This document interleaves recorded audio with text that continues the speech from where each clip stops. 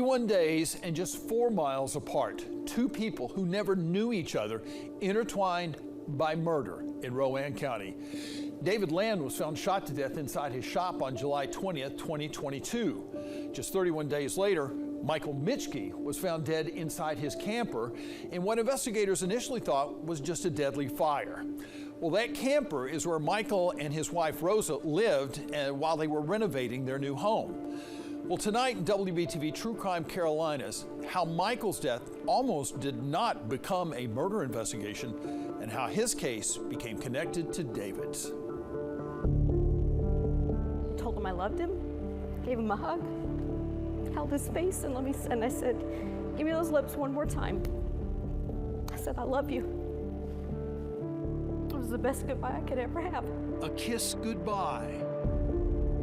I got the goodbye that most people don't. As Rosa Mitschke left for work, while her husband Michael worked renovating their home. I just, told him to be careful. And I went to work, and then I got a call. That call changed everything. So I answered the phone, and she said, Rosa, the trailer's on fire, and we can't find Michael. He's got to be in the house. He was working on the house. So he's in the house or in the garage. I said, go check the house and the garage. We can't find him. As Rosa rushed home, she called their children to let them know what was happening. The minute she called me, I already knew he was gone. Drew Milo was the first family member to arrive on the scene off St. Peter's Church Road in Salisbury. I jumped out of my car and started running. And there was a female fire person coming towards her truck, and I stopped her and I said, did they find my dad? And she wouldn't look at me. Rosa says when she first saw the look on her daughter's face, she just knew. The same time she said he's dead, I said, he's dead, isn't he? Mom, he's gone. She goes, I'll never look at his blue eyes again. August 21st, 2022, 57-year-old Michael Mitschke died. He was ripped out of our lives with no notice. Neighbors tell me a man was staying here while the property next door was getting remodeled. At first, it was believed Michael died in the fire. A few days later, that changed. I told the detective that Michael's body had been signed off by the local ME. He should be being cremated as we speak. Rosa says the detective had a look on his face as if something was wrong. And he said, well, we were really hoping he would be a state ME case. And I said, well, my sister was like, why? He said, well, when there's a fire, you just really don't know. As it turned out, Michael's body had never been picked up by the crematorium, a beneficial mistake that changed the course of the entire investigation. Michael's body was sent to the state medical examiner for an autopsy that revealed his true cause of death: murder. What?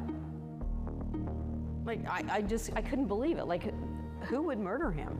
Who would murder this man? A question no one has been able to answer so far. He's loving, he's kind, compassionate, caring. I was his best friend. He was my best friend. He gave the best hugs. Like, you knew he really meant it because he would hold on to you and he would hug you and he wouldn't just let go. He was the kind of guy that you wanted there, that was stable and sturdy and you knew you could depend on him. The autopsy revealed Michael had been shot at least 5 times before the fire was started. And if the autopsy wouldn't have been done, we'd have maybe never known. A murder covered up by flames. We sifted that camper like you would sift through dirt and relics with a sifter, and we recovered evidence from that, which was like finding a needle in a haystack. That evidence linked Michael's murder to another one 31 days earlier. 52-year-old David Land was shot to death on July 20th, 22 on Pool Road, near where Michael was murdered. The only connection between the two are 4 miles and physical evidence at the crime scenes. Investigators don't know why David and Michael were murdered. There's only one person that really knows what happened here, and it's the guy that did it. Rowan County Sheriff Travis Allen says investigators believe the killer may have told others what happened.